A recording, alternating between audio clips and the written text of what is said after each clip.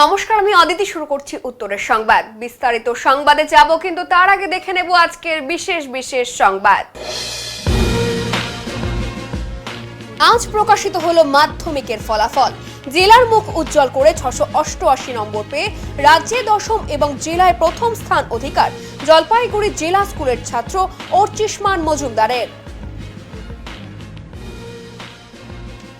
নতুন সরকারের কাছে নারী সুরক্ষা এবং লিঙ্গ বৈষম্যের অবসানের পাশাপাশি নৃশংসভাবে অভয়া হত্যাকাণ্ডের পূর্ণাঙ্গ তদন্ত চেয়ে দোষীদের শাস্তির দাবি জানিয়ে শুক্রবার সাংবাদিক বৈঠক জলপাইগুড়ি অভয়া মঞ্চের পক্ষ থেকে।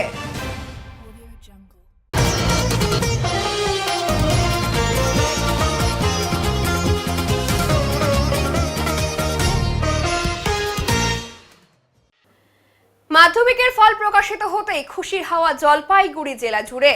জেলার মুখ উজ্জ্বল করে রাজ্যে দশম স্থান অধিকার করলো জলপাইগুড়ি জেলা স্কুলের ছাত্র অর্চিষ্মান মজুমদার। তার প্রাপ্ত নম্বর 688। জলপাইগুড়ির সেরা 688 নম্বর পেয়ে রাজ্যে দশম স্থান জলপাইগুড়ির অর্চিষ্মান মজুমদারের। বাবা অমিত মজুমদার জলপাইগুড়ি আনন্দচন্দ্র কলেজের শিক্ষাকর্মী। তিনি ছেলেকে বিজ্ঞান বিভাগ পড়াতেন। এছাড়া বাংলা, ইংরেজি এবং ইতিহাস ভূগোলের জন্য 3 জন প্রাইভেট টিউটর ছিলেন। ষষ্ঠ শ্রেণী থেকে অর্চিষ্মান মজুমদার জলপাইগুড়ি জেলা স্কুলে পড়ে। জলপাইগুড়ি শহরের শিরিষতলায় বাড়ি তার। মাধ্যমিকের ফল প্রকাশিত হতেই খুশির হাওয়া জলপাইগুড়ি জেলা জুড়ে। জেলার মুখ উজ্জ্বল করে রাজ্যে দশম স্থান অধিকার করলো জলপাইগুড়ি জেলা স্কুলের ছাত্র অর্চিষ্মান মজুমদার। মধ্যশিক্ষা পর্ষদ সূত্রে জানা গেছে, অর্চিষ্মান মজুমদারের প্রাপ্ত নম্বর 688। তার এই সাফল্যের খবর পেয়ে পরিবার, স্কুল এবং গোটা এলাকায় আনন্দের পরিবেশ তৈরি হয়েছে। জলপাইগুড়ি শহরের শিরিষতলায় বাড়ি অর্চিষ্মানের। ছোটবেলা থেকেই পড়াশোনায় অত্যন্ত মেধাবী অর্চিষ্মান। এদিন সাংবাদিকদের মুখোমুখি হয়ে অর্চিষ্মান মজুমদার বলেন, নিয়মিত পড়াশোনা করার পাশাপাশি খেলাধুলায় অত্যন্ত আগ্রহ ছিল তার। গিটার বাজাতে পছন্দ করেন তিনি। পাশাপাশি শিক্ষকদের পরামর্শ এবং বাবা মায়ের সহযোগিতায় তার এই সাফল্য বলে জানান। পাশাপাশি অর্চিষ্মান মজুমদারের দশম স্থান অধিকার করায় খুশির হাওয়া বইছে স্কুলেও। স্কুলের প্রধান শিক্ষক বলেন, অর্চিষ্মান বরাবরই অত্যন্ত শান্ত, ভদ্র এবং পরিশ্রমী ছাত্র হিসেবে স্কুলে পরিচিত ছিল। তবে এত ভালো ফল করবে শিক্ষকরা তা ভাবতে পারেনি বলেই উল্লেখ করেন তিনি। না ভাই, তোমার নাম ভাই? আমার নাম হলো অর্চিষ্মান মজুমদার। কত পেয়েছো ভাই মাধ্যমিকে? আমি পেয়েছি 688, দশম হয়েছি। দশম হয়েছে, কেমন লাগছে এবং কত নাম লাগছে? মানে আমি এটাকে কোনো ব্যাখ্যা করতে পারবো না, অসম্ভব দুর্দান্ত অনুভূতি হচ্ছে। কত কোন সাবজেক্টে কত পেয়েছো? সেটা এখনো দেখিনি, আসলে এত এক্সাইটমেন্টে দেখে নিয়ে বলবো পরে। আচ্ছা, দেখাই হয়নি ওটা। কি হবার ইচ্ছা রয়েছে তোমার? আমার পরবর্তীকালে এমনি ওই সায়েন্সটাকে নিয়ে আগানোর ইচ্ছা আছে, এবং দেখা যাক যেদিকে আমার বেশি ন্যাক আসে সেদিকে আমি এগোনোর চেষ্টা করবো। হবি কি রয়েছে তোমার ভাই? আমার হবি, আমি ওই সব থেকে বেশি পরিমাণে ওই ক্রিকেট খেলতে তো পছন্দ করি, এছাড়াও আরও আছে অন্যান্য। আচ্ছা আচ্ছা, পড়াশোনা কত ঘন্টা করতে এবং কি বলবে? পড়াশোনা করতাম ওই সাধারণত দিনে 6 থেকে 8 ঘন্টা, তবে ওরকম কোনো ওই ধরা বাঁধার সময় নিয়ে আমি কখনোই পড়িনি। যখন ইচ্ছা করতো তখনই পড়তে বসেছি। কি বলবে আজকের ফল নিয়ে? আজকের ফল নিয়ে বলবো যে ওই সবাইকে আমি আমার তরফ থেকে ধন্যবাদ জানালাম, আর আশা করি এরকমটাই পরবর্তীকালে বজায় রাখার চেষ্টা করবো। কি হবে তুমি? আমি আমার এমনি ওই হওয়ার ইচ্ছা আছে ডাক্তার। তোমার বাবার নাম কি? আমার বাবার নাম হলো অমিত মজুমদার। কি করেন উনি? আমার বাবা ওই এসি কলেজের একজন শিক্ষাকর্মী। আমার নাম হলো অর্চিষ্মান মজুমদার। তোমার মার নাম? আমার মার নাম হলো ওই তমালিকা মজুমদার। কি কিছু করেন না, উনি হাউস ওয়াইফ। খুশি আপনি? খুব খুশি। ছেলের সাফল্যে আমি খুব খুশি, কারণ ও পরিশ্রম করছে, পরিশ্রমের ফল পেয়েছে। আচ্ছা, কত পেয়েছে ছেলে? 688। ছেলে তো ডাক্তার হওয়ার ইচ্ছা প্রকাশ। হ্যাঁ, ছেলে ডাক্তার হওয়ার ইচ্ছা। কি বলবেন রেজাল্ট যখন শুনলেন এই ফল? খুশি, বা পড়াটা যা পড়াশোনা করছে, যা পরিশ্রম করছে, পরিশ্রম সার্থক। কি বলবেন আপনার ছেলের এই ফলে? হ্যাঁ, নিশ্চয়ই খুব ভালো তো বলবোই, কারণ হচ্ছে ও চেষ্টা করেছে, অনেকক্ষণ পড়াশোনা করেছে, চেষ্টাও করেছে বা যাতে আরও ভালো করা যায়।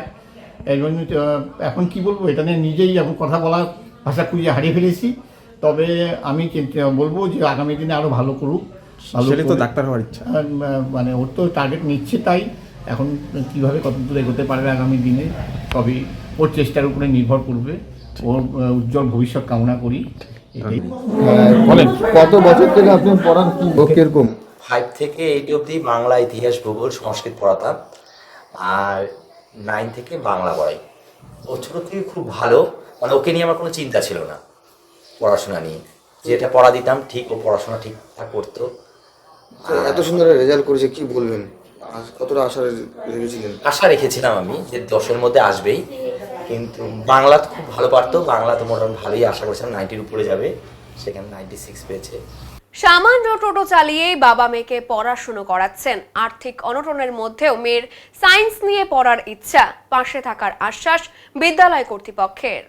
571 নম্বর পেয়ে মাধ্যমিকে বিদ্যালয়ে প্রথম স্থান অধিকার করেছেন জুই রায়। পড়াশোনার জন্য সাহায্যের প্রয়োজন, জলপাইগুড়ি কদমতলা উচ্চ বালিকা বিদ্যালয়ের শিক্ষিকাদের পাশে থাকার আশ্বাস। জলপাইগুড়ি শহরের কদমতলা উচ্চ মাধ্যমিক বিদ্যালয়ের মাধ্যমিকের ছাত্রের সেরা ফল। জলপাইগুড়ি কদমতলা উচ্চ মাধ্যমিক বিদ্যালয়ে এবছরে বিদ্যালয়ের সেরা মাধ্যমিকের ছাত্রী জুই রায়, তার প্রাপ্ত নম্বর 571। আর্থিকভাবে বিভিন্ন প্রতিকূলতাকে পার করে এবার সে মাধ্যমিকে এই নম্বর পেয়েছে। তার নম্বরে স্বাভাবিকভাবেই খুশি হয়েছে বিদ্যালয় কর্তৃপক্ষ। হ্যাঁ, জুই রয়, জুই রায়, বাড়ি কোথায়? বাড়ি পান্নাপাড়া কালীবাড়ি, কাজীপাড়া।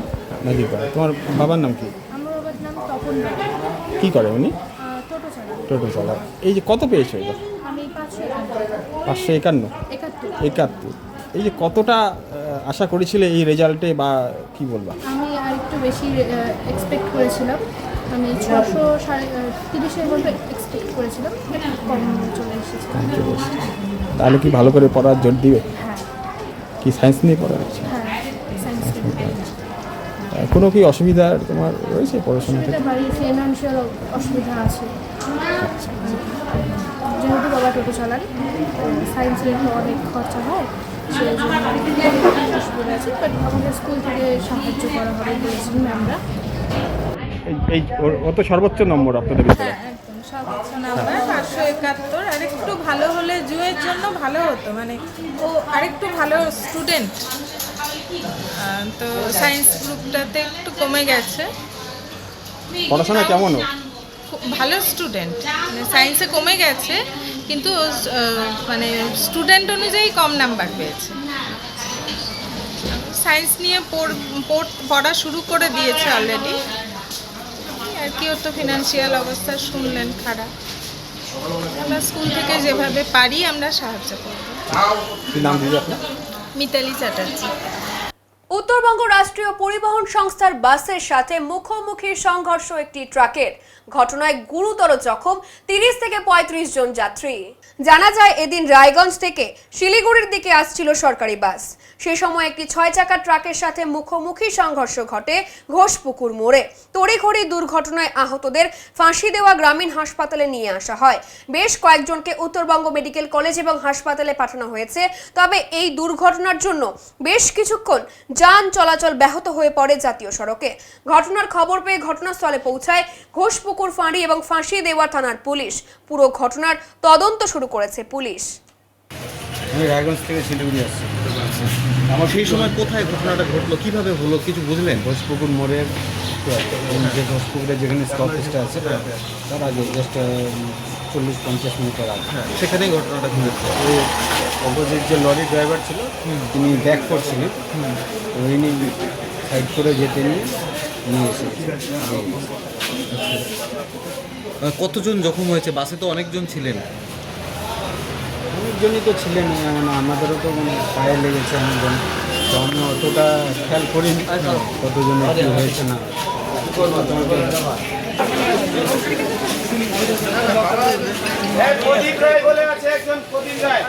কোথা থেকে কোথায় যাচ্ছিল বাসটা? আমার ভগবানের আশীর্বাদে আমার কোনো কিছু হয়নি, ঠিক আছে। আর যে 1100 নয় গাড়িটা ছিল ও পুরো কাটিং নিচ্ছিল, টার্নিং নিচ্ছিল, কিন্তু ওটা টার্নিং পয়েন্ট না ওইভাবে নেওয়াটা। হ্যাঁ, ওইভাবে টার্নিং পয়েন্ট নেওয়াটা না। আর ওই কারণেই কিন্তু 1100 নয় গাড়িটার জন্যই কিন্তু আজকে এত দুর্ঘটনা হচ্ছে। কোথায় মানে কোথা থেকে কোথায় যাচ্ছিল বাসটা? আমি তো ইসলামপুর থেকে আসছি, শিলিগুড়ি যাবো। হ্যাঁ, আমিও ডাক্তার দেখাতেই আসছিলাম শিলিগুড়ি, কিন্তু মাঠ পথে এই যে ঘোষপুরে এই ঘটনা ঘটে। সরকারি বাস? হ্যাঁ, সরকারি NBST।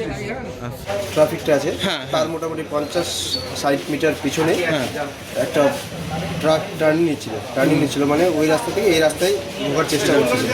তখনই হঠাৎ এই জিনিসটা আমাদের বাস তখন অনেক পাশে চলে আসছিল, তো আমাদের বাস আমাদের ড্রাইভার অনেক ব্রেক মারার অনেকটা উনি ইয়ে করছে, চাহিদা করছে যে বাঁচে যায়, তাও ঢোকা পড়ছে, অনেক জোরে ঢোকা পড়ছে। ড্রাইভার আমাদের ফেসে গেছিলো, ওদের ড্রাইভারও ফেসে গেছে ভিতরে। তারপরে আমার একটা ভিডিও আছে ওটা। আমরাও পাইছি চোট, অনেকক্ষণ পাইছে চোট, আমরা একটু কম পাইছি চোট, পাইছি না ঠিকঠাক পাইছি চোট। অনেক কিছু বাঁচে গেছে, কারো কিছু হয়নি, চোট বেশি করে লাগছে অনেকগুলো। রাজ্যে পালা বদল হতেই বালি চুরি রুখতে তৎপর পুলিশ প্রশাসন। বৃহস্পতিবার সন্ধ্যায় রাজগঞ্জের রন্ধামালী এলাকায় পুলিশ এবং ভূমি সংস্কার দপ্তরের আধিকারিকদের নিয়ে অভিযান চালান জলপাইগুড়ি সদরের মহকুমা শাসক মঈন আহমেদ। সেখানে গিয়ে মহকুমা শাসক দেখতে পান নদী থেকে বালি তোলার জন্য মেশিনপত্র বসানো হয়েছে। রাস্তায় বালি ট্রাক যাতায়াতের চিহ্ন রয়েছে। এরপরই এলাকার বাসিন্দাদের সঙ্গে কথা বলেন মহকুমা শাসক। তারাও জানান এই এলাকা থেকে হামেশাই বালি পাচার হয়, কিন্তু ভয়ে তারা প্রতিবাদের সাহস পেতেন না। এ কথা শুনে মহকুমা শাসক বাসিন্দাদের সাহস যোগান। সেই সঙ্গে তিনি বার্তা দেন বালি পাচার রুখতে প্রশাসন জিরো টলারেন্স নীতি নেবেন। কাউকে গ্রেফতার করা সম্ভব না হলে নদী থেকে বালি তোলার মেশিনপত্র বাজেয়াপ্ত করা হয়েছে বলে জানিয়েছেন মহকুমা শাসক। রাজ্যে পালা বদলের পর থেকেই বিভিন্ন জায়গায় বেআইনিভাবে টাকা তোলার ওপর প্রতিবাদ শুরু করেছে বিজেপি। শিলিগুড়ির সংলগ্ন ফুলবাড়ির টোল প্লাজা বিজেপি কর্মী সমর্থকেরা ইতিমধ্যেই বন্ধ করে দিয়েছে। এবার রোহিণী টোল প্লাজা বন্ধ করলো জিএনএলএফ এর কর্মী সমর্থকেরা। প্রতিদিনের মতো সকাল থেকেই চলছিল টোল কালেকশনের কাজ। জিএনএলএফ কর্মী সমর্থকদের দেখে টোল প্লাজা বন্ধ করে কর্মীরা চলে যায়। এরপর জিএনএলএফ এর কর্মীরা রাস্তায় দাঁড়িয়ে যে সমস্ত গাড়ি পাহারা দিচ্ছে এবং পাহাড় থেকে নিচে নেমে আসছে সমস্ত গাড়ির ড্রাইভারদের বলে দেয় টোল প্লাজা বন্ধ হয়ে গিয়েছে এবং টোল দেওয়ার প্রয়োজন নেই। জিএনএলএফ এর পক্ষ থেকে অভিযোগ করা হয় দীর্ঘদিন থেকে অবৈধভাবে এখানে টোল নেওয়া হচ্ছিল। সুভাষ ঘিসিং এর সময় এই রাস্তা তিনি তৈরি করেন এবং সেই সময় কোনো রকম টোল দেওয়ার ব্যবস্থা ছিল না। জিটিএ পাহাড়ের দায়িত্ব পাওয়ার পর থেকেই এখানে টোলের ব্যবস্থা করা হয়। এই কারণেই এই টোল প্লাজা বন্ধ করে দেওয়া হলো। পাহাড়ে আসা পর্যটক এবং গাড়ি চালকদের হয়রানির শিকার হতে হতো এই টোল প্লাজার কারণে। টোল প্লাজা বন্ধ হয়ে যাওয়ার কারণে খুশি গাড়ি চালকেরা।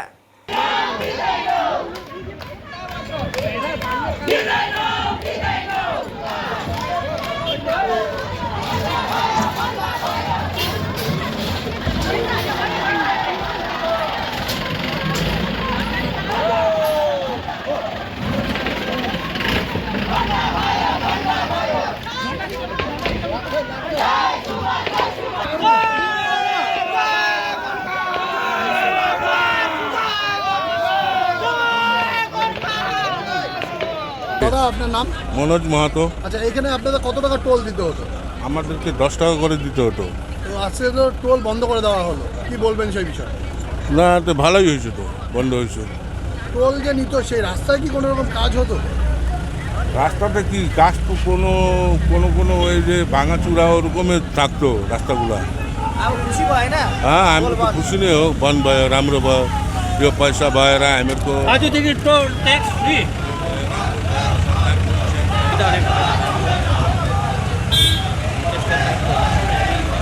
तो आज क्या हुआ और आप लोग को क्या बोला गया जेएनएलएफ की तरफ से? हमको बोल दिया कि आज से टोल बंद करने के लिए, है ना। पिछले साल टोल तो चल रहा है, 2013 से चल रहा था, बाद में 2 वर्ष के लिए बंद हुआ था। उसके बाद में 2019 से हम भी काम कर रहे हैं, लगातार 7 साल हो गया हमारा काम कर रहे हैं। अभी जेएनएलएफ को लोग आगे बोला है टोल बंद करने के लिए। अब पार्टी चेंज हो गया, बंगाल में परिवर्तन हो गया, इसीलिए होगा सर। तो ये पैसा कहाँ जाता था ये पैसा? हम लोग को सिर्फ इतना ही पता है कि ये पैसा हम लोग यहाँ से कलेक्शन होकर जीटीए गवर्नमेंट टेरिटोरियल एडमिनिस्ट्रेशन यहाँ पे चलता है, इसलिए यहाँ पे पैसा जो भी है कलेक्शन जीटीए में जाता है। इसको बताएं। तो आज से क्या ये बंद कर देंगे? जी जी, अब ये बंद कर देता। और एक बात मैं आपके माध्यम से क्या बोलना चाहता हूँ कि हम लोग रोहिणी का है, सिर्फ रोहिणी का 17 आदमी यहाँ टोल में डिपेंडेंट है फुल। हम टोल में यहाँ पे काम कर रहा है, हमारा जीविका टोल में काम करने का चल रहा है। अभी आगे अचानक से बंद करने से हमारे भी पेट में लात लगा ऐसा लग गया।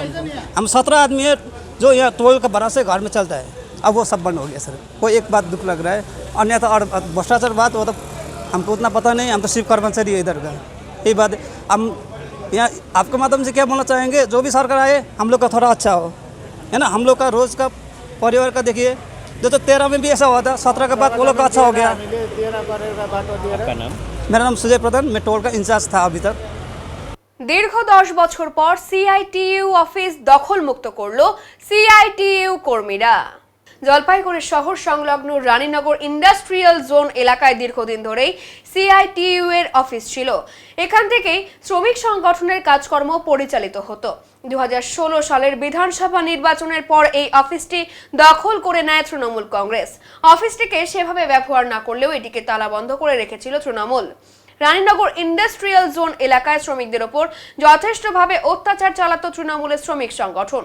বারে বারে তৃণমূলের শ্রমিক সংগঠনের নেতাদের বিরুদ্ধে ইন্ডাস্ট্রিয়াল জোন এলাকায় তোলাবাজি এবং মালিকদের থেকে যথেষ্টভাবে টাকা আদায়ের অভিযোগ উঠে আসছিল। 2026-এর বিধানসভা নির্বাচনে তৃণমূলের ভরাডুবির পর শুক্রবার রানীনগর ইন্ডাস্ট্রিয়াল জোন এলাকায় এই অফিসটি দখলমুক্ত করে সিআইটিইউ কর্মীরা। অফিসের তালা ভেঙে লাল পতাকায় ঘিরে দেওয়া হয় অফিসটি। সিআইটিইউ রাজ্য কমিটির সদস্য শুভাশিস সরকার জানান, এখন থেকে রানীনগর ইন্ডাস্ট্রিয়াল জোন এলাকায় শ্রমিকদের কাজকর্ম এই অফিস থেকেই পরিচালিত হবে। এর আগেও এই অফিসটি শ্রমিকদের বিশ্রামের জায়গা হিসেবেই ব্যবহার হতো। আগামী দিনেও সেই কাজেই এই অফিসটি ব্যবহার করতে পারবেন শ্রমিকরা বলে জানিয়েছেন তিনি। অফিসটি দখলমুক্ত হওয়ায় এলাকার সাধারণ মানুষ খুশি বলেই জানিয়েছেন। আজকে আমাদের যে রানীনগর ইন্ডাস্ট্রিয়াল জোন এলাকায় অবস্থিত আমাদের দীর্ঘদিনের শ্রমিকদের যে অফিস, এটা মূলত লাল ঝান্ডার অফিস ছিল, সিআইটিইউ অফিস। শ্রমিকরা এখানে বসতেন, তারা কাজের মাঝখানে রেস্ট করতেন, এই অফিসটা ছিল। কিন্তু এটা দীর্ঘদিন যাবৎ তৃণমূল তারা ক্ষমতায় আসার পর এটাকে দখল করে রেখেছিল। সেইভাবে তারা খুলতেও না, কিন্তু অফিসটাকে জোর করে আটকে রেখেছিল। ফলে আজকে আমরা এই অফিসটাকে খুললাম। এই অফিসটা আমাদের এখানকার যারা শ্রমিকরা, যারা এই অঞ্চলে কাজ করে, তারা এই অফিসটাকে ব্যবহার করবে, এই অফিসে থাকবে এবং এই অফিসটাকে আমরা এই অঞ্চলের শ্রমিকদের স্বার্থে আমরা ব্যবহার করব। এই অঞ্চলের মানুষও এই অফিসটাকে তারা লাল ঝান্ডার অফিস হিসাবেই চেনে। ফলে এই অফিসটাকে রক্ষণাবেক্ষণের দায়িত্ব এই অঞ্চলের মানুষ তারাই নিচ্ছেন, তারাই এটাকে দেখভাল করবে। নাম শুভাশিস সরকার, সিআইটিইউ পশ্চিমবঙ্গ রাজ্য কমিটির সদস্য। কত বছর পরে অযোধ্যার? এটা মূলত 2016 সালে যখন বিধানসভা নির্বাচন হয়, তার যে ফলাফল, সেই ফলাফলের পরে এটাকে তারা দখল করে নিয়েছিল এবং ফলে আজকে প্রায় 10 বছর পর এটাকে আমরা পুনরায় শ্রমিকদের হাতে এই অফিসটাকে ফিরিয়ে দিলাম। নারকেল চুরি করতে গিয়ে হাতে নাতে ধরা পড়ল এক ব্যক্তি। ঘটনায় চাঞ্চল্য ছড়িয়েছে ধূপগুড়ি সংলগ্ন এলাকায়। শুক্রবার দুপুর প্রায় 12টা নাগাদ ধূপগুড়ি পুরসভার 4 নম্বর ওয়ার্ডের বিলপাড়া এলাকায় এই ঘটনা ঘটে। স্থানীয় সূত্রে জানা যায়, এলাকার একটি বাড়িতে গৃহবধূ একা ছিলেন। সেই সুযোগে অভিযুক্ত ব্যক্তি বাড়িতে ঢুকে দা দেখিয়ে ভয় দেখানোর চেষ্টা করে বলে অভিযোগ। এরপর সে বাড়ির নারকেল গাছে উঠে নারকেল পাড়তে শুরু করে। গৃহবধূর চিৎকারে আশেপাশের বাসিন্দারা ছুটে আসেন। স্থানীয়রা অভিযুক্তকে হাতে নাতে ধরে ফেলেন এবং কিছুক্ষণ বেঁধে রাখেন। পরে খবর দেওয়া হয় ধূপগুড়ি থানায়। পুলিশ ঘটনাস্থলে পৌঁছে অভিযুক্তকে আটক করে থানায় নিয়ে যায়। এখনো পর্যন্ত অভিযুক্তের বিরুদ্ধে কোনো লিখিত অভিযোগ দায়ের করা হয়নি বলেই জানা গেছে। নারকেল বাজতেছে চোরে দিনের বেলা। হ্যাঁ, দিনের বেলা। কোথাকার? জম্পারা। কি করলেন এখন? নিয়ে গেল পুলিশে। কখনকার ঘটনা? এই আমি এখন আসলাম হোটেল থেকে। হোটেল তো বাড়ি কোথায়? বাড়ি আইছি কুমড়া। হ্যাঁ, কুমলাই ব্রিজ। হ্যাঁ, এই যে দিনের বেলা নারকেল চুরি করতেছো, এটা কেমন কথা? হ্যাঁ, অভিযোগ তোমার বিরুদ্ধে মানুষের? হ্যাঁ, এদিকে দেখো না, তুমি না বলে কেন নারকেল চুরি করতেছো? কি নাম তোমার? তো এরকম করো কেন বারবার? সেদিনও তো আর এক বাড়িতে ঢুকে গেছো বলে তোমার বিরুদ্ধে অভিযোগ। হ্যাঁ,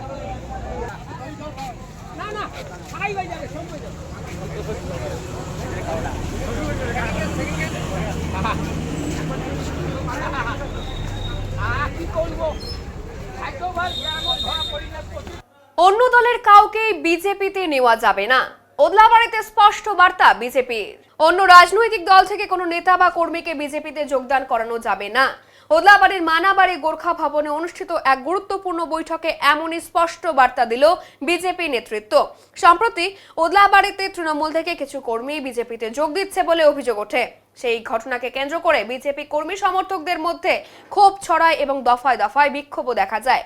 পরিস্থিতি সামাল দিতে সেই রাতেই ওদলাবাড়িতে পৌঁছান মালবাজারের বিজেপি বিধায়ক শুক্রা মুন্ডা। তিনি কর্মীদের আশ্বস্ত করে জানান অন্য কোনো দল থেকে কাউকেই বিজেপিতে নেওয়া হবে না। এরপর বিজেপির রাজ্য সম্পাদকও কড়া বার্তা দিয়ে বলেন, যত বড় নেতাই হোক অন্য দলের কাউকেই বিজেপিতে যোগদান করানো যাবে না। কেউ এই নিয়ম ভাঙলে তার বিরুদ্ধে সাংগঠনিক ব্যবস্থা নেওয়া হবে। বৈঠকে স্থানীয় বিজেপি নেতৃত্ব, কর্মী এবং সমর্থকদের উপস্থিতিতে সিদ্ধান্ত হয় শীর্ষ নেতৃত্বের নির্দেশ মেনেই দল চলবে এবং অন্য কোনো রাজনৈতিক দলের নেতা কর্মীদেরও বিজেপিতে নেওয়া হবে না। স্থানীয় বিজেপি নেতা অখিল রায় এবং মাল উত্তর মণ্ডলের সভাপতি প্রদীপ তির্কি জানান, সাধারণ মানুষের মধ্যে ভুল বার্তা ছড়ানো হয়েছে যে তৃণমূলের কর্মীদের বিজেপিতে নেওয়া হচ্ছে, কিন্তু বাস্তবে এমন কোনো সিদ্ধান্ত নেই। তারা কর্মীদের গুজবে কান না দিয়ে সংগঠনের কাজ চালিয়ে যাওয়ার আহ্বান জানান। আজকে আমাদের বৈঠক ছিল যে আমাদের উদলাবাড়িতে বিভ্রান্ত ছড়াচ্ছে যে আমরা তৃণমূলের লোককে আমাদের দলে নিচ্ছি, কিন্তু আমাদের রাজ্য সভাপতির শক্ত মানা আছে যে এই মুহূর্তে কাউকে আমাদের দলে নেওয়া হবে না। যদি কেউ যাতে আমাদের পতাকা নিয়ে এবং গেরুয়া রং মেখে বলে যে আমি বিজেপি এবং কোনো কিছু অপকর্ম করে, সেটার দায়ী আমাদের পার্টি নেবে না, তার উপরে কঠোর ব্যবস্থা নেওয়া হবে। আমাদের সংস্কৃতি এই নয় যে কাউকে মারবো, কাউকে ধরবো বা সিন্ডিকেট, এগুলো আমাদের সংস্কৃতি নেই, মানে ভারতীয় জনতা পার্টিতে নেই। এটা তৃণমূলের ব্যাপার ছিল, তারা করেছে, কিন্তু আমরা একদম শক্তভাবে এর বিরোধিতা করছি। আমি উদলাবাড়ির জনগণকে বলতে চাই, তাদেরকে সাধুবাদ জানাতে যে আমাদের বিপুল হয়ে ভোট দিয়েছে, আমরা বিপুল ভোটে জয় হয়েছি, তাদেরকে এর জন্য আমি তাদের কাছে কৃতজ্ঞ। আজকে আমাদের এই ব্যাপারেই এখানে আমরা বসা এবং আমরা আজকে ডিসিশন নিলাম যে আমাদের যে ঊর্ধ্বতন কর্তব্য যে প্রস্তাবগুলো দিয়েছে আমরা তার উপরেই চলবো এবং সেইভাবে আমরা আগামী দিনে আমাদের পার্টির কাজকর্ম করব। হ্যাঁ, সবাই মত একই হয়েছে, সবাই বলেছে যে মানে আমাদের কার্যকর্তা এবং মণ্ডল যে আছে, আমার মণ্ডল প্রেসিডেন্ট আছে এবং বিভিন্ন জেলার কার্যকর্তা আছে, আমাদের মণ্ডল আছে, বুথ স্তরের আছে, শক্তিকেন্দ্র আছে, শক্তিকেন্দ্রের কি বলে লিডার আছে, সবাই মিলে আমরা আজকে ডিসিশন নিলাম। উদলাবাড়ি সবাই আছে আমাদের, যারা আমরা উদলাবাড়ি পার্টিটিকে চালাচ্ছি আর কি। আমার নাম অখিল সরকার, আমি এসসি মোরগার স্টেট সেক্রেটারি। এখন নিয়ে নিচ্ছে ছোট্ট একটি বিরতি, ফিরে আসছি আরো খবর নিয়ে, সঙ্গে থাকুন। সব সময় সব দিকের সব খবর পেতে সাবস্ক্রাইব করুন, বেল আইকনটি প্রেস করে আপডেট থাকুন।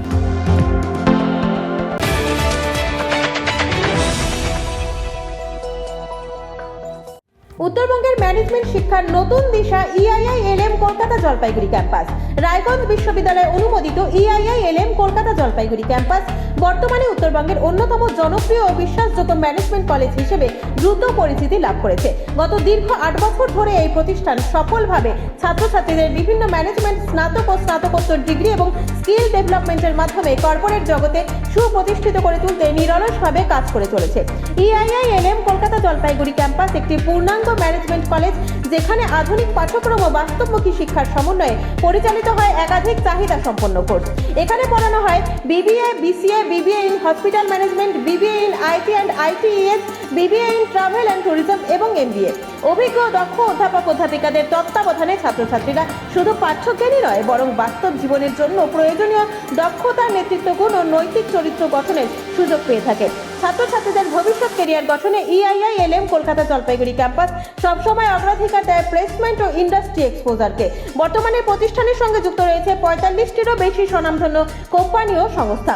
প্রতিষ্ঠানের ঠিকানা EIILM কলকাতা জলপাইগুড়ি ক্যাম্পাস, পান্ডাপাড়া, কালীবাড়ি, জলপাইগুড়ি। যোগাযোগ নাম্বার 8250031303।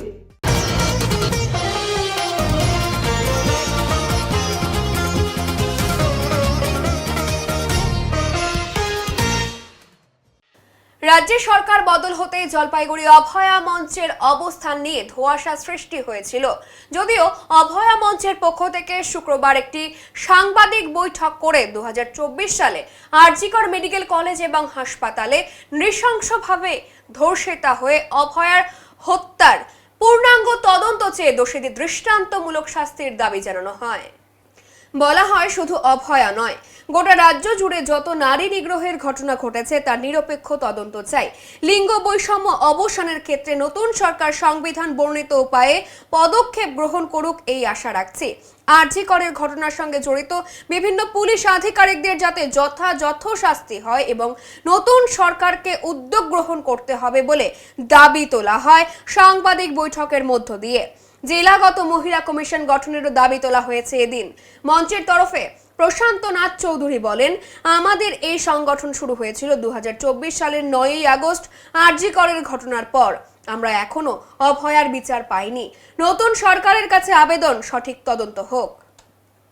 আগামীকাল নতুন সরকার গঠন হবে, যত দ্রুত সম্ভব আরজি করের ঘটনা তদন্ত শুরু হোক, এটাই চাইছি। নতুন সরকারের কি অবস্থান রয়েছে দেখে পরবর্তী আন্দোলনের রূপরেখা করা হবে।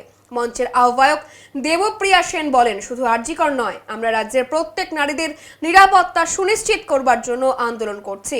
নারীরা যেন সবসময় রাস্তায় বের হতে পারেন, এটাই নিশ্চিত করতে হবে। মঞ্চের তরফে সুদীপন মিত্র বলেন, এই আন্দোলন চলবে যতদিন না নারী সুরক্ষা এবং লিঙ্গ বৈষম্যের অবসান না ঘটে। 2024-এর 9 আগস্টে আরজি কর হাসপাতালে যে বিভৎস নারকীয় হত্যা সংঘটিত হয়েছিল, সেই সময় থেকে আমরা এখনো পর্যন্ত তার বিচার পাইনি এবং আমাদের যে দাবি সনদ তার প্রথমেই তার সেই বিচার, সেই নৃশংস ধর্ষিতার বিচার যাতে সঠিকভাবে হয়, সঠিক তদন্ত হয়, সেটা হচ্ছে প্রথম দাবি। শুধু অভয়া নয়, রাজ্যব্যাপী ইতিমধ্যে যে সমস্ত লিঙ্গ বৈষম্য বা যে সমস্ত লিঙ্গজনিত অপরাধ সংঘটিত হয়েছে তার প্রত্যেকটার আমরা নিরপেক্ষ তদন্ত দাবি করি এবং আমরা মনে করি লিঙ্গ বৈষম্যের অবসানে সরকারের একটা নির্দিষ্ট ভূমিকা এবং একটা কার্যক্রম থাকতে হবে। আর এই যে লিঙ্গ বৈষম্য বা নারীদের উপরে যে অত্যাচার, এটা নিয়ে সরকারের কি ঘোষিত নীতি সে সম্বন্ধেও সরকারকে কিন্তু আগামীতে জানাতে হবে। আগামীকাল যেহেতু নতুন সরকার আসছেন, আগামীকাল তারা শপথ গ্রহণ করবেন।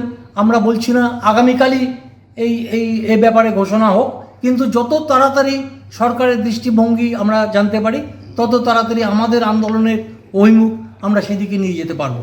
আমরা সরকারের কাছে এগুলো আমাদের প্রত্যাশা। দেখুন, প্রথম কথা যেটা আমিও বারবার শুনেছি, যে প্রশ্ন আপনি করলেন সেটা আমিও বারবার শুনেছি যে অভয়ের মা বিজেপিতে জয়েন করেছেন, বিজেপি সরকারে এসছে, এখন আর অভয় আন্দোলনে কোনো গুরুত্ব থাকছে না, রিলিভেন্সি নেই।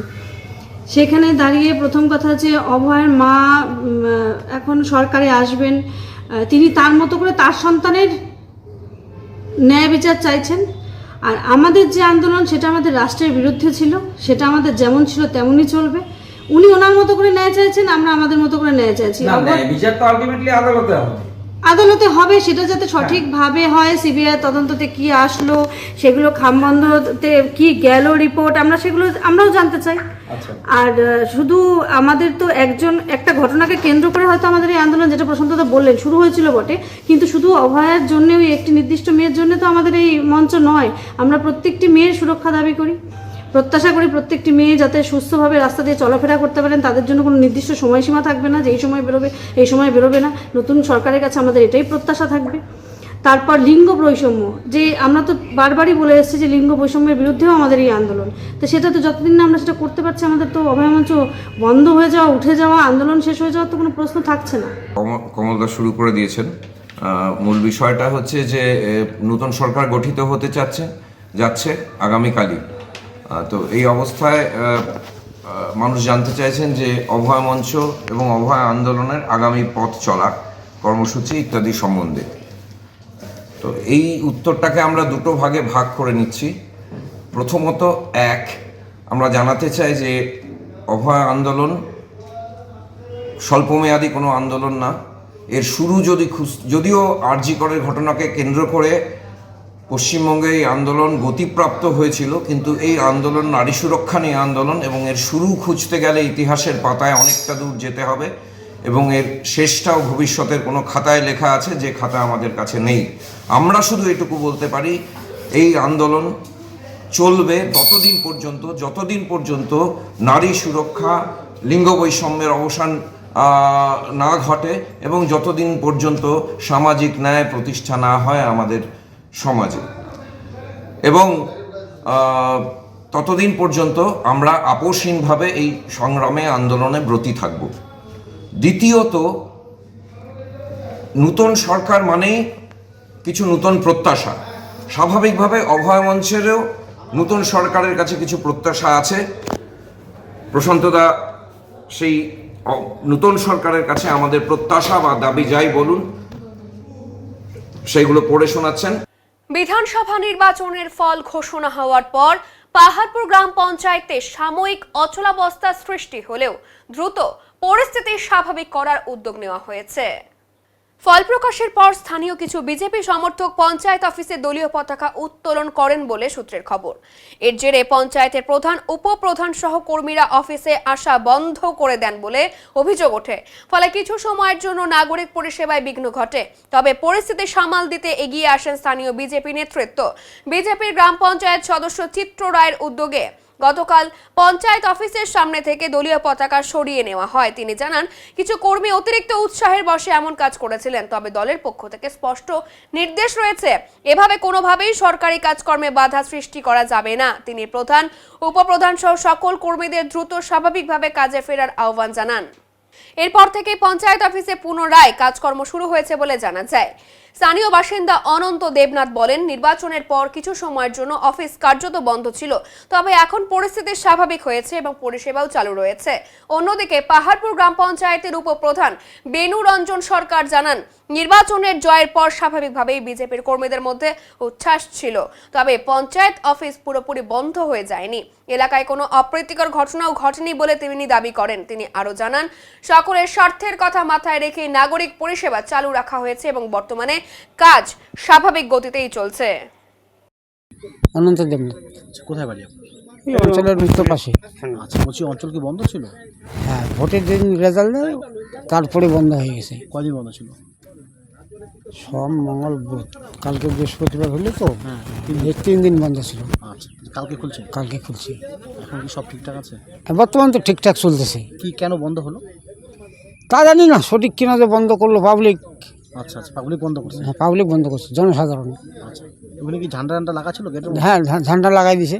আচ্ছা, তারপর বন্ধ ছিল? তারপর বন্ধ ছিল। এখন ঝান্ডা কে খুললো? ওই প্রধান সাহেব আইসে সবাইকে ডাকাইছে। আচ্ছা আচ্ছা, ডাকার পরে সবাই একটা বুদ্ধ প্রস্তা করে খুলে দিল। আচ্ছা, কি নাম আপনার? অনন্ত দেবনাথ। কোথায় যেন বাড়ি বললেন? এই অঞ্চলের উত্তর পাশে। কি নাম এই জায়গাটার নাম? এই জায়গার তাঁতিপাড়া। সাধারণ মানুষের পরিষেবার জন্য আমরা যে গত শাসক দলের প্রধান এবং উপপ্রধানকে আমরা বলি যে আপনারা গ্রাম পঞ্চায়েতের পরিষেবা সাধারণ মানুষকে দেন। গ্রাম পঞ্চায়েতের মানুষ বিজেপিকে বিপুল ভোটে জয় করেছিলেন, কারণ মানুষ পরিবর্তন চেয়েছেন, মানুষ পরিবর্তন করছে, মানুষ দুহাত ভরে বিজেপিকে আশীর্বাদ করছে। তাই আজকে এই পশ্চিমবাংলায় বিজেপি সরকার। আমরা সাধারণ মানুষকে পাহাড়পুর গ্রাম পঞ্চায়েত থেকে এবং রাজগঞ্জ বিধানসভা থেকে এবং আমাদের সরকার গঠন করার পরে মানুষকে আমরা পরিষেবা দিতে চাই স্বচ্ছভাবে।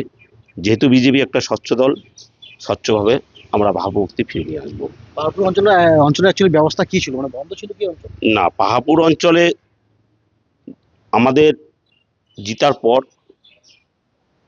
কিছু কর্মী নতুন দলে ঢুকে পাহাড়পুরে একটা ঝান্ডা বাইতে দেয়। তারপর আমি পরের দিন আমি লক্ষ্য করি যে গ্রাম পঞ্চায়েত অফিসে বিজেপির ঝান্ডা কে লাগাচ্ছে। তারপর সঙ্গে সঙ্গে আমি এখানকার যে এক্সিকিউটিভ এবং সেক্রেটারি এবং প্রধান আমি সবাইকে জানাই যে আপনারা অঞ্চল খুলুন। ওরা একটু ভয় বার্তা পাচ্ছে। আমরা চাই না যে ওরা যে দলেরই থাকুক, ওদের ভুলটা ওরা বুঝতে পারছে যে ওরা যা করছে আমরা তা করব না, আমরা মানুষকে পরিষেবা দেব। তাতে কি অঞ্চল বন্ধ ছিল? না, অঞ্চল ওরা নিজে বন্ধ করছে, আমরা বিজেপি কেউ বন্ধ করিনি।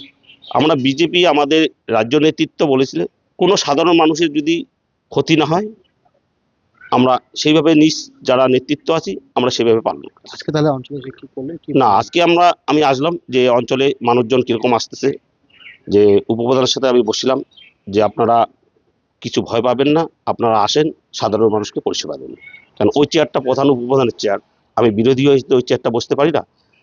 দলের আমাদের একটা গাইডলাইন আছে, আমি বিরোধী দলে আমি আছি। এখন পরবর্তীতে আমাদের সরকার গঠন হওয়ার পর কি চিন্তাধারা করবে সেটা সরকারের ব্যাপার।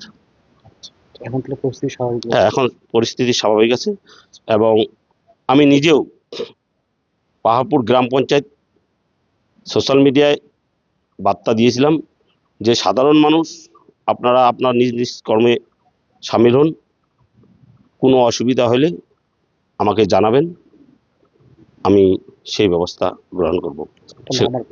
আমার নাম হচ্ছে চিত্র রায়, পাহাড়পুর গ্রাম পঞ্চায়েত সদস্য, জেলা কমিটির সদস্য, ভারতীয় জনতা পার্টির।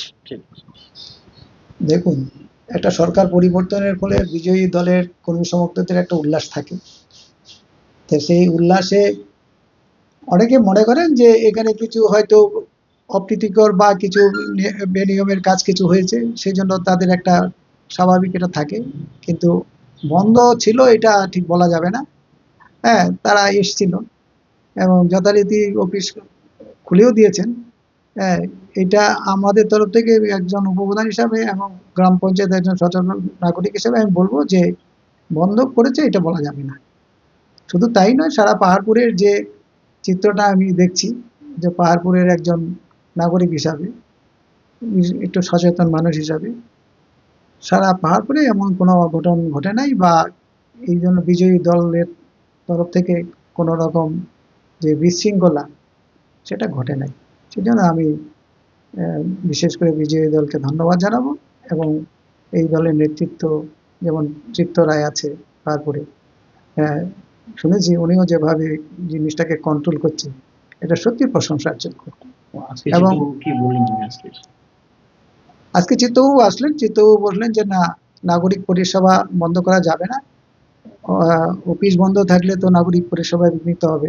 বিশেষ করে প্রধানের কাছ থেকে মানুষ যেগুলি পরিষেবা পায়, বিভিন্ন রকম সার্টিফিকেটগুলি মানুষের দরকার হয়, এখন এটা তো আর কোনো পঞ্চায়েত দিতে পারবে না বা অন্য কোনো নাগরিক দিতে পারবে না, সেটা প্রধানকে দিতে হবে। সুতরাং কোনো নাগরিক পরিষেবা বন্ধ করা যাবে না, যথারীতি যেরকম চলছে চলবে। জলপাইগুড়ি জেলা স্কুলের মাধ্যমিক পরীক্ষার্থী এবছর নজর কাড়া সাফল্য এনেছে। রাজ্যে 10তম এবং জেলায় প্রথম স্থান অধিকার করেছে জলপাইগুড়ি জেলা স্কুলের ছাত্র অর্চিষ্মান মজুমদার। আজ তাকে বামপন্থী সংগঠনের তরফে সংবর্ধিত করা হয়। মিষ্টিমুখ এবং ফুলের তোড়া দিয়ে তাকে সংবর্ধনা জানানো হয়। তার বাবা অমিত মজুমদার জলপাইগুড়ি আনন্দচন্দ্র কলেজের শিক্ষাকর্মী। তিনি ছেলেকে বিজ্ঞান বিভাগ পড়াতেন। এছাড়াও বাংলা, ইংরেজি এবং ইতিহাস ভূগোলের জন্য 3 জন প্রাইভেট টিউটর ছিলেন।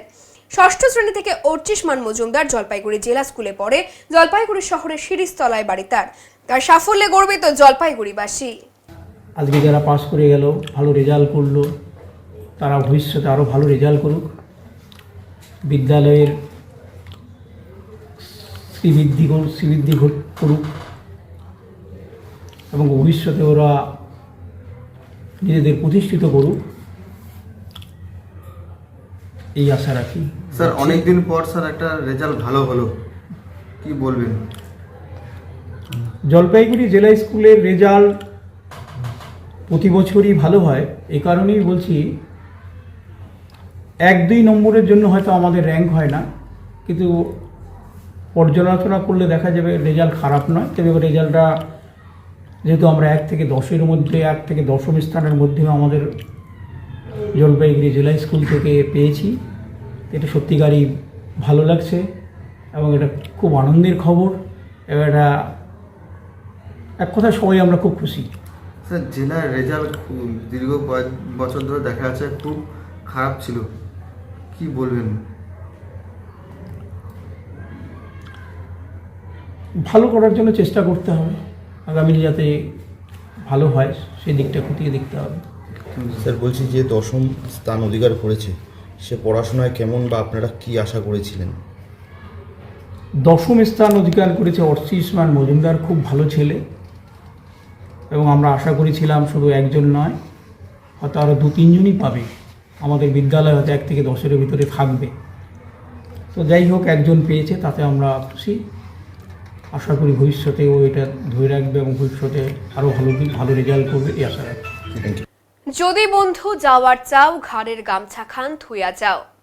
বন্ধুত্বের এই চিরন্তন আবেগ যেন জীবন্ত হয়ে উঠল জলপাইগুড়ির এক প্রবীণ ব্যক্তির জন্মদিনে। শতবর্ষে পা রাখা এক প্রবীণের জন্মদিন ঘিরে বন্ধুদের মিলন মেলায় ধরা পড়ল এক অন্যরকম ভালোবাসার ছবি।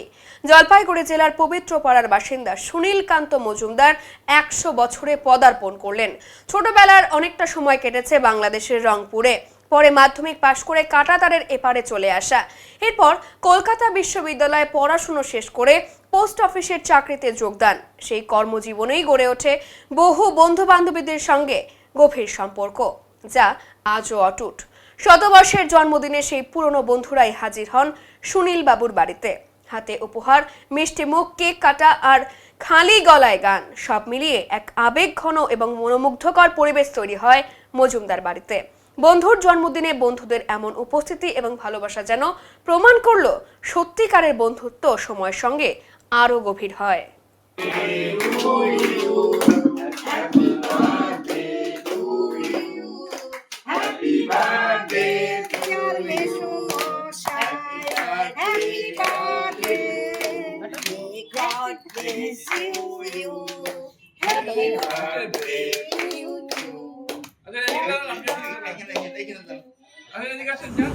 আনন্দ করলাম, কেক কাটলাম। কিসের কারণে, কি কারণে কেক কাটা বা আনন্দ করা? যে আমার সুমিত্রার বাবার 100 বছর পূর্ণ হলো, তাই সেটা উদযাপন করলাম আমরা। কেমন লাগছে 100 বছর? খুব ভালো লাগলো। কি নাম আপনার? আমার নাম অনিতা মৈত্র। আপনার বয়স কত? বয়স 100, আজকে পুরা 100 হলো। বাংলা হিসাবে? বাংলা হিসাবে। হ্যাঁ, কি নাম? সুনীল কান্ত মজুমদার। কি করতেন আপনি? পোস্টমাস্টার, পোস্ট অফিসে কাজ করতাম। কোন পোস্ট অফিস? হ্যাঁ, কত পোস্ট অফিসে, লাস্ট হচ্ছে দিনাজপুর থেকে। ধূপগুড়ি পোস্টমাস্টার ছিলাম, মালের পোস্টমাস্টার ছিলাম, তারপরে এখানে দিনাজপুর থেকে রিটায়ার করি। কোথা থেকে প্রথম? হ্যাঁ, প্রথম বৈদিক বাড়ি কোথায় ছিল? বেসিক বাড়ি ছিল পাটগ্রাম, রংপুর ডিস্ট্রিক্ট। 71-এর তো যুদ্ধ দেখেছেন তাহলে? হ্যাঁ, 71-এর যুদ্ধ। 71-এর যুদ্ধ আমি এখানে আসছি 48 সালে। 48 সালে শুনেছেন? হ্যাঁ, শুনেছিলেন? স্কুলে তো রংপুরে ছিলাম। 71-এর যুদ্ধ। হ্যাঁ, 71 সালে যুদ্ধ দেখেছিলেন? সেটা জলপাইগুড়ি তখন আমি, হ্যাঁ, ছিলাম। পড়াশোনা কোথায় করেছিলেন? পড়াশোনা রংপুর জেলা স্কুল। এই রংপুর? হ্যাঁ। আজকে কি করা হলো আপনাকে নিয়ে? হ্যাঁ, আজকে কি করলো? আজকে তো সব আরম্ভ করছে যে 100 বছর পূর্তি, সেটার জন্য উদযাপন। হ্যাঁ, জন্মদিন পালন করলো। হ্যাঁ, জন্মদিন পালন করলো। 100 বছর পুরা হলো। কেক কাটলো। উপহার পেলেন? হ্যাঁ, উপহার পেলেন? হ্যাঁ, উপহার পেলাম।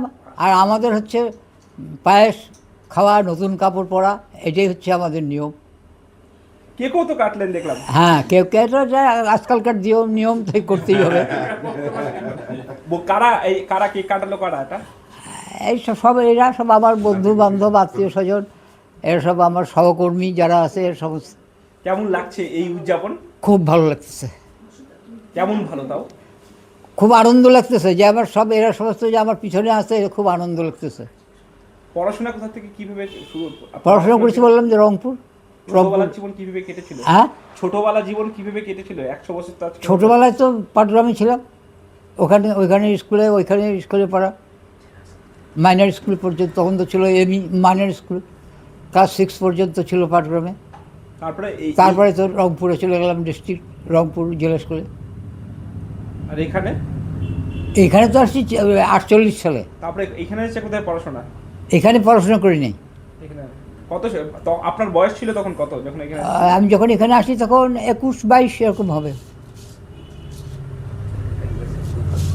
আপনি কি ক্যালকাটা ইউনিভার্সিটি থেকে পাশ করেছেন? হ্যাঁ। কি বিষয় নিয়ে পড়াশোনা? 46-এ ম্যাট্রিক পাস করেছি। কি নাম বললেন আপনার? সুনীল কান্ত মজুমদার। নিউ জলপাইগুড়ি স্টেশন সংলগ্ন এলাকায় সিন্ডিকেট রাজ নিয়ে দীর্ঘদিন ধরেই অভিযোগ উঠেছে, আর সেই অভিযোগকে ঘিরে বিজেপির পক্ষ থেকে একটি সচেতনতামূলক কর্মসূচির আয়োজন করা হয়। নিউ জলপাইগুড়ি স্টেশন চত্বরে বিজেপি কর্মী এবং সমর্থকেরা উপস্থিত হয়ে সাধারণ মানুষের সঙ্গে কথা বলেন এবং সিন্ডিকেটের বিরুদ্ধে সোচ্চার হন। তাদের দাবি, দীর্ঘদিন ধরে স্টেশন সংলগ্ন এলাকায় বিভিন্ন পরিষেবা এবং ব্যবসার ক্ষেত্রে সিন্ডিকেটের প্রভাব বেড়ে চলেছে, যার ফলে সাধারণ মানুষ এবং ছোট ব্যবসায়ীরা সমস্যার সম্মুখীন হচ্ছেন। এদিন কর্মসূচিতে উপস্থিত বিজেপি নেতৃত্ব জানান, সিন্ডিকেটের কারণে সাধারণ মানুষের ওপর অতিরিক্ত আর্থিক চাপ পড়েছে এবং অনেক ক্ষেত্রে জোর করে নির্দিষ্ট গোষ্ঠীর কাছ থেকে পরিষেবা নিতে বাধ্য করা হচ্ছে। তাই এই পরিস্থিতি থেকে মানুষকে সচেতন করতেই এই উদ্যোগ নেওয়া হয়েছে।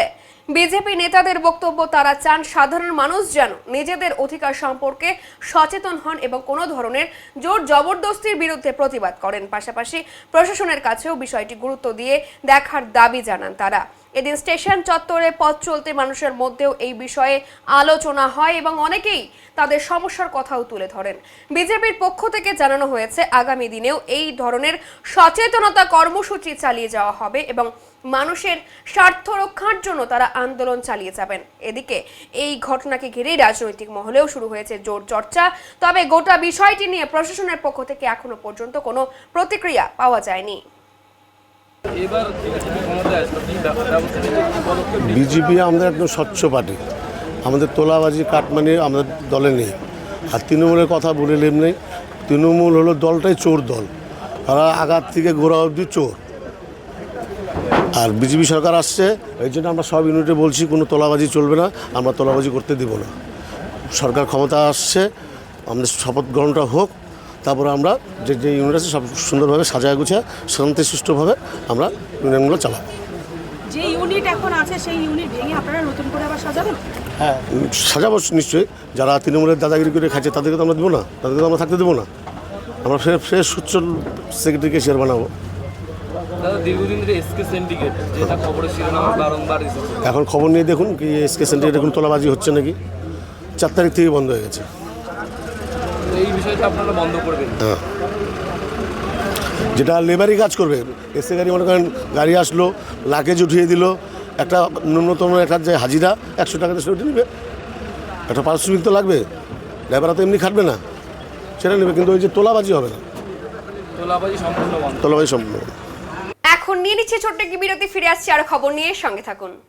সব সময় সব দিকের সব খবর পেতে সাবস্ক্রাইব করুন, বেল আইকনটি প্রেস করে আপডেট থাকুন।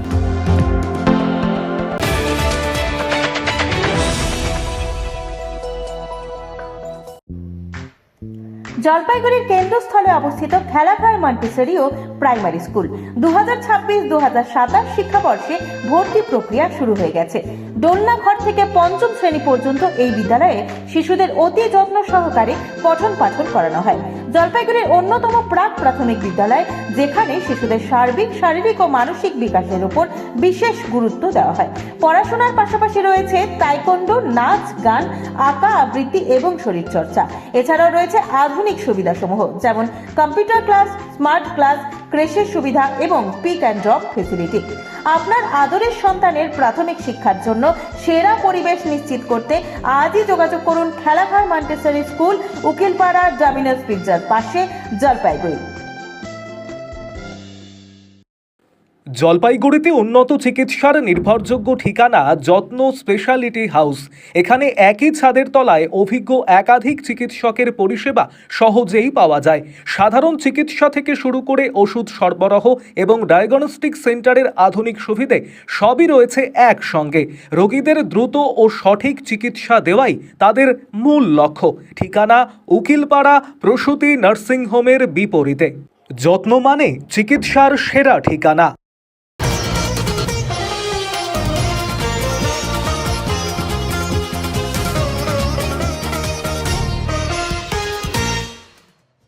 মাধ্যমিকের রেজাল্টের দিন সকাল থেকেই বৃষ্টির আবহাওয়া, ফলে ফের ঠান্ডা মেজাজ জলপাইগুড়িতে।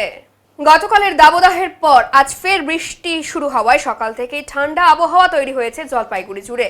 উত্তরে বৃষ্টি, সকাল থেকে জলপাইগুড়িতে বিক্ষিপ্তভাবে বজ্র বিদ্যুৎ সহ বৃষ্টি শুরু হয়েছে। আরও বৃষ্টির সম্ভাবনা রয়েছে, এমনটাই আবহাওয়া দপ্তর সূত্রে খবর। এখন আবহাওয়ার খবর।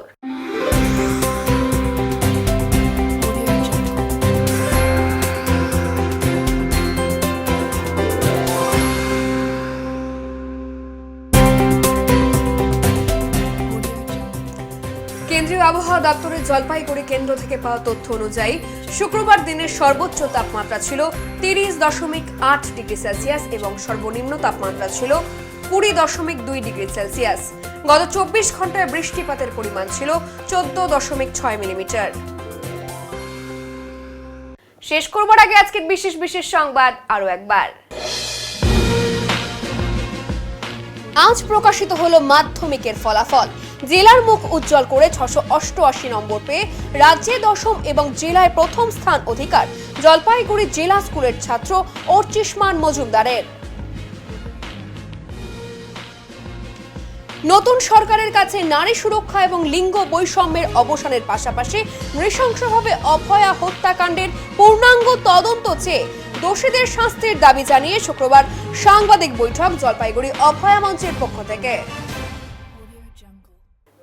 উত্তরের মন পরিবেশিত উত্তরের সংবাদ এখনকার মতো এ পর্যন্তই। নমস্কার।